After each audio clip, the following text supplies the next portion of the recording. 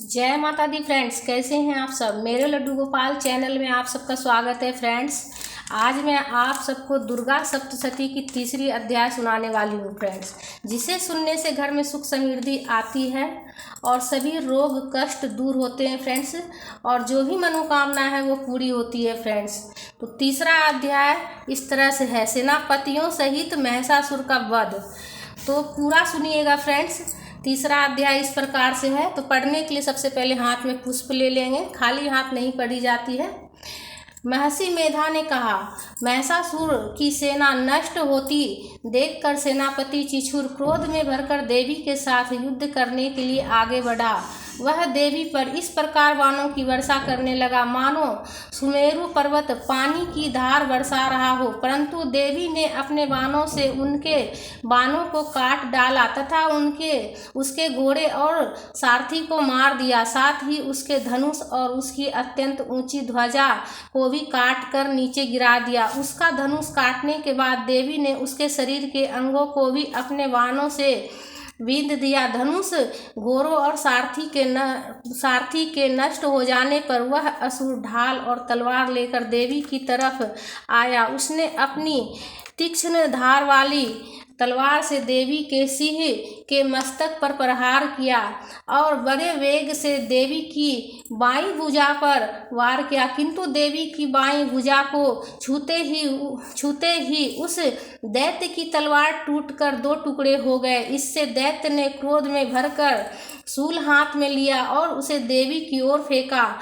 शूल को अपनी ओर आते हुए देखकर देवी ने भी शूल छोड़ा और उस असुर के शूल के 100 टुकड़े कर दिए और साथ ही उस असुर के प्राण भी हर लिए। चिछुर के मरने पर देवताओं को दुख देने वाला चामर नामक दैत्य हाथी पर सवार होकर देवी से लड़ने के लिए आया।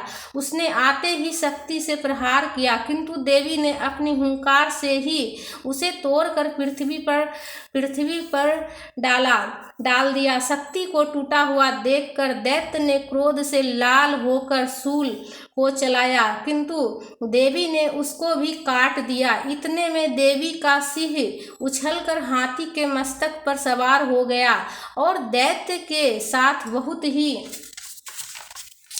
तीव्र युद्ध करने लगा। फिर वह दोनों लड़ते हुए हाथी पर से पृथ्वी पर आ गिरे और दोनों ही बड़े क्रोध से लड़ने लगे। उसी समय सिंह बड़े जोर से आकाश की ओर उछला और जब वह पृथ्वी की ओर आया तो अपने पंजों से चामर का सिर अलग कर दिया। क्रोध में भरी हुई देवी ने शिला और वृक्ष आदि की चोटों से दैत्यराज उदर्ग को भी मार दिया। दैत्य सेनापति कराल को दांतों, मुक्कों और थप्पड़ों से चूर कर डाला। क्रुद्ध हुई देवी ने गदा के प्रहार से उद्धत दैत्य को मार गिराया। विनिंद पाल से वाष्पकल और वानों से ताम्र तथा अंधक को मौत की घाट उतार दिया। तीनों नेत्रों वाली परमेश्वरी ने त्रिशूल से उग्रास्य, उग्रीवर्य और महाहनु नामक राक्षसों को मार गिराया। उसने अपनी तलवार से बिडाल नामक दैत्य का सिर काट डाला और अपने बाणों से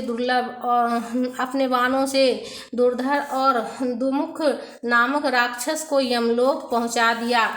महिषासुर ने जब देखा कि देवी ने मेरी सेना को नष्ट कर दिया है, तो वह भैंसे का रूप धारण करके देवी के गणों को दुख देने लगा। उन गणों को उसने मुख के प्रहार से कितनों को खुरों से, कितनों को पूंछ और सींगों से, बहुतों को दौड़ाने के वेग से, अनेकों को सिंहनाद से, कितनों को चक्कर देकर और कितनों को श्वास के झोंकों से पृथ्वी पर गिरा दिया। वह दैत्य इस प्रकार गणों की सेना को गिराकर देवी के सिंह को मारने के लिए दौड़ा।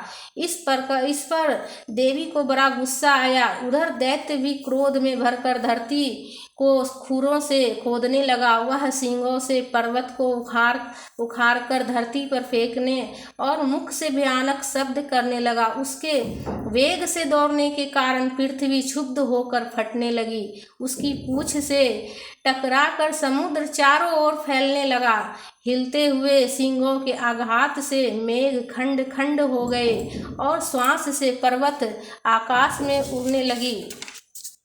इस तरह क्रोध में भरे हुए राक्षस को देख चंडिका को भी क्रोध आ गया। देवी ने पास फेंक कर दैत्य को बांध लिया। महिषासुर ने बंध जाने पर भैंसे का रूप त्याग दिया और सिंह का रूप बना लिया। जो ही देवी उसका सिर काटने के लिए तैयार हुई, उसने हाथ में तलवार लिए हुए पुरुष का रूप बना लिया। देवी ने तुरंत ही अपने बाणों से उस पुरुष को विंध डाला। इसके पश्चात वह हाथी के रूप में दिखाई देने लगा और अपनी लंबी सूंड से देवी के सिंह को खींचने और गर्जने लगा। देवी ने अपनी तलवार से उसकी सूंड काट डाली और तब उस राक्षस ने एक बार फिर भैंसे का रूप धारण कर लिया और पहले की तरह चर अचर जीवों सहित समस्त त्रिलोकी को व्याकुल करने लगा। इसके पश्चात क्रोध में भरी हुई देवी बारंबार उत्तम मधु का पान करने लगी और लाल लाल नेत्र करके हंसने लगी। उधर बल तथा मद से क्रुद्ध हुए दैत्य भी गर्जने लगा। वह अपने सींगों से देवी पर पर्वतों को फेंकने लगा। देवी अपने बाणों से उसके फेंके हुए पर्वतों को चूर करती हुई बोली, ओ मूढ़, जब तक मैं मधुपान कर रही हूँ तब तक तू गर्ज ले। यूं कहकर देवी उछलकर उस दैत्य पर जा चढ़ी और उसको अपने पैर से दबाकर शूल से उसके गले पर आघात किया। देवी के पैर से दबने पर दैत्य पुरुष रूप में भैंसे का मुख से बाहर निकलने लगा। अभी वह आधा ही बाहर निकला था कि देवी ने उसे प्रभाव से ही रोक दिया। अब वह आधा निकला हुआ दैत्य युद्ध करने लगा।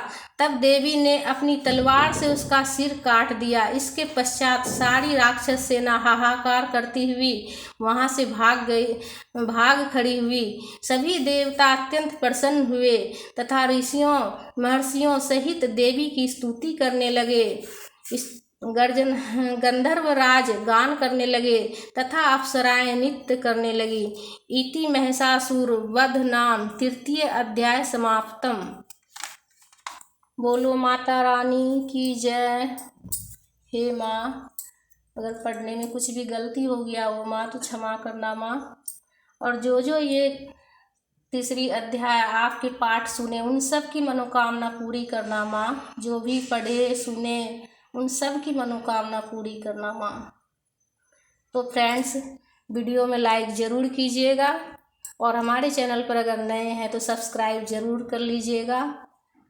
जय माता दी का जयकारा लगाइएगा कमेंट में। जय माता दी, जय माता दी।